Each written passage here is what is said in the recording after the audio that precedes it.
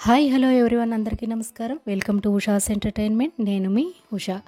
మాఘమాసంలో శుక్లపక్షంలో వచ్చే సప్తమి రోజున మనం రథసప్తమి పూజ సూర్యుని జన్మదినంగా భావించుకొని చేసుకుంటూ ఉంటాము.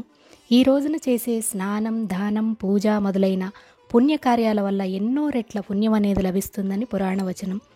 సూర్య భగవానుని కృప వలనే మనకు ఆరోగ్యము, ఆయుష్, సంతాన భాగ్యము, సిరి సంపదలు, పేరు ప్రతిష్టలు లభిస్తూ ఉంటాయి. అందువలన ఆ భగవానుని భక్తితో, కృతజ్ఞతాభావంతో పూజించే గొప్ప రోజే ఈ రథసప్తమి. ఈ 2024వ సంవత్సరంలో ఈ రథసప్తమి ఎప్పుడు వచ్చిందని మనం ఇప్పుడు తెలుసుకుందాము.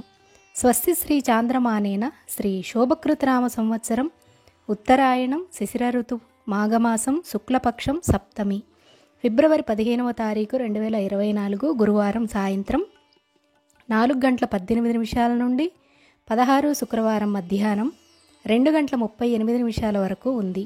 అందువలన మనం సూర్యోదయ టైంలో మనకు ఈ తిథి ఉన్నప్పుడే చేసుకోవాలి కాబట్టి ఫిబ్రవరి 16 శుక్రవారం రోజే రథసప్తమి పూజను నిర్వహించుకోవాలి. ఈరోజు సూర్యోదయానికి పూర్వమే స్నానమాచరించి స్వామిని పూజించుకోవాలి. వీలైతే నదీ స్నానం ఎంతో ప్రశస్తమైంది. ఉదయం 5:30 నుండి 6:30 స్నానం చేసి స్వామికి అర్ఘ్యం అనేది ఇవ్వాలి. నేతి దీపాన్ని వెలిగించడం అనేది చాలా మంచిది. ఉదయం 5:30 నుండి 8:48 పూజ నిర్వహించినట్లయితే ఎంతో పుణ్యప్రదం. ఎందుకంటే ఈ సమయంలోనే అమృత గడియలు అనేవి ఉన్నాయి కాబట్టి ఈ గడియలు మహా పుణ్యప్రదమైనవి. అందుకే మనం ఈ టైంలో చేసినట్లయితే ఎన్నో రెట్ల ఫలితాలను పొందవచ్చు.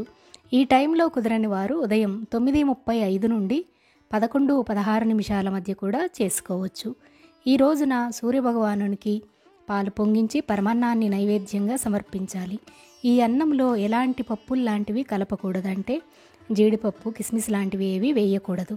మెత్తగా వండిన పరమాన్నాన్నే స్వామికి నివేదించాలి. ఏవైనా కోరికలు తీరాలి అని పూజ చేసుకునేవారైతే ఈరోజు ఫాస్టింగ్ ఉండి పూజించినట్లయితే వారి కోరిక అనేది తప్పకుండా తీరుతుంది. విన్నారు కదా? ప్రత్యక్ష దైవమైన సూర్యనారాయణ స్వామిని ప్రతి ఒక్కరం పూజించుకొని ఆయురారోగ్యాలను, ఐశ్వర్యాన్ని, అభివృద్ధిని, పేరు ప్రతిష్టలను సంపాదించుకుందాము. మరి మీకు కనుక ఈ వీడియో నచ్చినట్లయితే మర్చిపోకుండా వీడియోని షేర్ చేయండి, లైక్ చేయండి. Thank you for watching me Usha's entertainment. నేను మీ ఉషా.